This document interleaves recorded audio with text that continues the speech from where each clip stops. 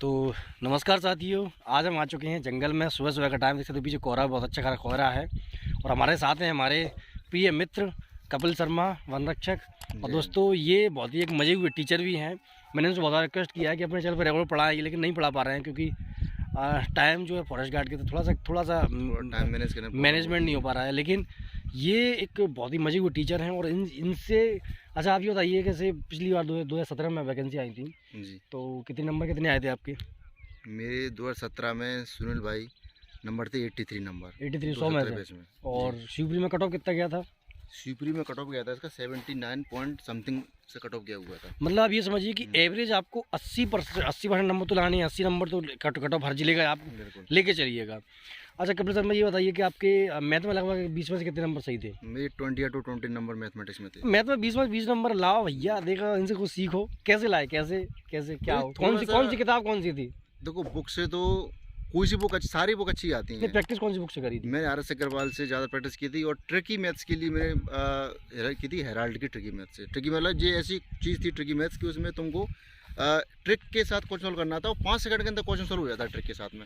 जो बेसिक से करते हो, बेसिक थोड़ा टाइम लगता है। हमको तो क्वेश्चन सॉल्व करना है, न मार्क्स चाहिए हमको किसी को ये नहीं दिखाना है कि हम कितने इंटेलिजेंट हैं, हमने कितनी बेसिक से क्वेश्चन सॉल्व कर लिया। अगर वो क्वेश्चन ट्रिक से सॉल्व हो रहा है तो वो आपके लिए it's better for you.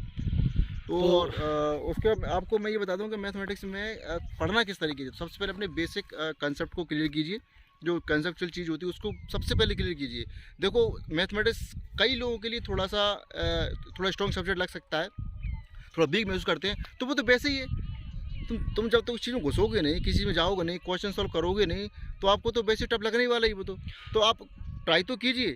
Tough तो वैसे ही है, ट्राई करोगे तो थोड़ा इजी होता जाएगा आपके लिए। तो पहले बेसिक कंसेप्ट सॉल्व कीजिए। कुछ 4-5 टॉपिक्स ही है मैथमेटिक्स में जो आप बहुत अच्छे सॉल्व करोगे तो बहुत अच्छे से आप जो है सारे टॉपिक अभी धीरे धीरे क्लियर होते जाएंगे। और अभी तो आपके पास टाइम है, मई में एग्जाम है, तो बहुत अच्छे से कर सकते हो मैथमेटिक्स आप। कपिल शर्मा जी, इंग्लिश का कुछ बताइए। तो शर्मा जी, थोड़ा इंग्लिश का बताइए। इंग्लिश का क्या करें स्टूडेंट यार, बहुत कुछ, क्योंकि जो हमारे स्टूडेंट है वो हमेशा या तो लोअर क्लास फैमिली से होती है या मीडियम क्लास फैमिली से, तो उनकी इंग्लिश गाँव में पढ़े होते हैं, इंग्लिश कमजोर होती है, तो वो चले इंग्लिश का क्या करें?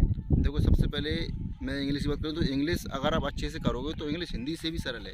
हिंदी में आपके वर्णमाला में 52 लेटर होते हैं, इंग्लिश से 26 लेटर होते हैं। वो 26 लेटर में भी आपको सब लेटर और इतना अच्छे से कर लोगे आप इंग्लिश। आपको सब कुछ नहीं करना है, हर चीज़ का बेसिक होता है। न्यूज़पेपर लीजिए, कोई लोकल न्यूज़पेपर आप खरीद लीजिए, उसमें आप वोकेब बहुत अच्छी हो जाएगी। आर्टिकल पढ़िए, इंग्लिश को समझने की कोशिश कीजिए।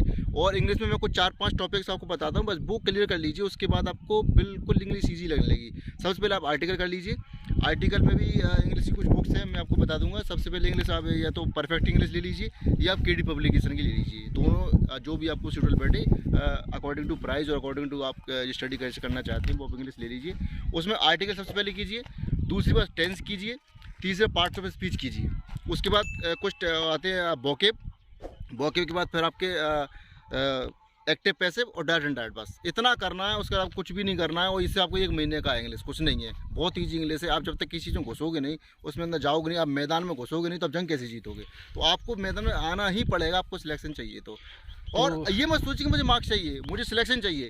आप ये बिल्कुल भी सोच के ना पढ़िए कि मुझे सब सिलेक्शन चाहिए, मुझे ये करना है। तो आपके माइंड में 4 तरह की बातें घूमेंगी कि आप, मुझे फैमिली भी देखनी है, सिलेक्शन भी चाहिए, मेरी फैमिली कंडीशन ख़राब है, ये है वे है, मतलब बहुत सारी समस्या, मेरी शादी नहीं हो रही है, बहुत सारी चीज़ें होंगी आपकी लाइफ में। बट आपको अगर ये सोच के करोगे तो आप कुछ भी नहीं कर पाओगे। आप हमेशा, आपका टाइम भी वेस्ट होगा। आप 4 घंटे पढ़ोगे, आप 1 घंटे लगेगा आपको, बाकी 3 घंटे आप सब सोचते रह जाओगे। तो इसलिए मेरा एक ही कहना है कि आपसे नॉलेज की भी, मुझे सिर्फ नॉलेज चाहिए, ये सोचिए, नॉलेज गेन हो जाएगी, जो अपने आप लग जाएगी। तो नॉलेज की सोच कर ही पढ़िए बस आप। तो साथियों, इंग्लिश में आप ये मत सोचिए कि आपकी वोकैबुलरी कमज़ोर है, आपको मीनिंग नहीं पता किसी वर्ड का, तो आप ये मत सोचिए कि आप इंग्लिश में क्वेश्चन सॉल्व नहीं कर पाओगे। इंग्लिश जो कॉम्पिटिटिव इंग्लिश है ना, वो एक जीके की तरह है। आप उसको रूल्स याद कर लीजिए, बस आपका काम चल जाएगा। आप ए कहाँ यूज होता है, आप ये पता कर लीजिए, ए एन दा में कहाँ है, ए कहाँ, एन कहाँ, दा यूज होता है। आप केवल नियम याद कर लीजिए, जीके जैसे। आप ये मत सोचिए कि आपको किसी वर्ड की मीनिंग नहीं आ रही तो आप कैसे इंग्लिश, भाई इंग्लिश आप कर लोगे, बहुत आसान है इंग्लिश। क्योंकि मैं भी एक ऐसी जगह पढ़ा हूँ जहाँ दोस्तों मैंने, मुझे लगता है 10th क्लास में, 9th क्लास में इंग्लिश पढ़ना सीखा था। वो आप समझिए, मैंने फिर इंजीनियरिंग करी और इंजीनियरिंग में मैंने टॉप भी किया था अपने कॉलेज में। तो ये कोई वो बात नहीं कि इंग्लिश मेरी कमज़ोर है तो मैं अच्छे नंबर नहीं ला सकता। मेरी ग्रामर, मैंने कभी ग्रामर पढ़ी नहीं थी जीवन में, मेरी पूरी इंजीनियरिंग कंप्लीट हो गई। तो आप लगे रहिए। अच्छा, आपकी इंग्लिश में लगभग कितने नंबर आए थे? मेरे 20 अप टू 20 इंग्लिश में भी थे और मैथमेटिक्स में भी थे। वाह वाह वाह। 20 नंबर दोनों में थे। अब ऐसे आपको कहाँ मिलेंगे ऐसे भाई बस मेरे छात्र? मार्क्स सुनील भाई कम हुए थे साइंस में और MPGK में, उसमें मेरे 13 नंबर थे दोनों में, बाकी मेरे सब में अगर इनके साइंस और जीके में भी थोड़ा सा 15-15 नंबर रहते तो ये टॉप करते पूरे पूरे। हाँ, ये बताइए कि आपके हिंदी में कितने नंबर थे?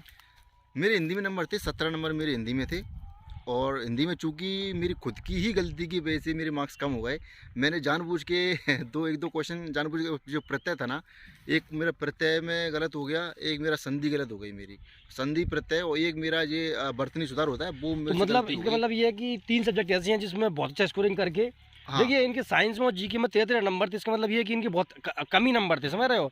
लेकिन इनके 3 सब्जेक्ट ऐसे थे जिसमें टॉप पूरे नंबर मारे हैं। हाँ, इसका मतलब ये है कि आप 5 में से आपके 3 सब्जेक्ट बहुत स्ट्रॉन्ग होने चाहिए और 2 सब्जेक्ट जो है आपके स्कोरिंग सब्जेक्ट मतलब एवरेज सब्जेक्ट हो तो आपका काम चल जाएगा। 12 के ऊपर तो नंबर आप जो वीक सब्जेक्ट उसमें लेकर के जाएंगे। लेकिन इंग्लिश और मैथ और हिंदी तीनों स्कोरिंग सब्जेक्ट है। अब जीएस तो अपार है, जीएस भाई किसी की इंग्लिश कम नहीं होता, आप जीके में अच्छे नंबर लाइए, इंग्लिश में एवरेज लेके आइए तो मतलब आपका काम आराम से आपका सिलेक्शन हो जाएगा। आप ये मत सोचिए कि मुझे इंग्लिश में या किसी सब्जेक्ट में मेरा कोई वीक सब्जेक्ट है मुझे उसको अच्छा कर लूँ, मैं उसमें 20 नंबर ले आऊँ, तो ऐसा मत सोचिए। आपका जो स्ट्रॉन्ग सब्जेक्ट है उसको बहुत स्ट्रॉन्ग करिए, जो आपका वीक सब्जेक्ट है उसको एवरेज रखिए, आपको सिलेक्शन हो जाएगा। तो साथ ही कपिल शर्मा जी बहुत बहुत धन्यवाद आपका हमारे चैनल में आए, और इनका भी एक चैनल है जिसका नाम aim to success with Kapil Sharma है, aim to success with Kapil Sharma. आप उसको सब्सक्राइब करिए। मैं इसी तरह की नॉलेज और इसी तरह के आप लोगों को मोटिवेट भी करता हूँ, तो आप वहाँ भी जाइए, तो वहाँ भी आपको जैसा सुनील भाई करते हैं, तो उनसे जैसा तो नहीं, उनका मैं 90% ही कर पाऊंगा। सुनील भाई हैं और कपिल है। नहीं, बहुत अच्छा करते हैं साथियों, और इनकी चैनल की लिंक भी हम डिस्क्रिप्शन में दे देंगे। तो आप मस्त रहिए, खुश रहिए और ख्याल रखिए। आज हमारे अब साहब आ चुके हैं, देखिए गाड़ी उधर खड़ी है और हम जंगल में अभी कुलाई लेके चल रहे हैं। तो ये कुलाई बहुत बड़ा हथियार है हमारे जंगल में। मस्त रहिए, खुश रहिए, ख्याल रखिए, चैनल सब्सक्राइब करना ना भूलें। जय हिंद, जय भारत।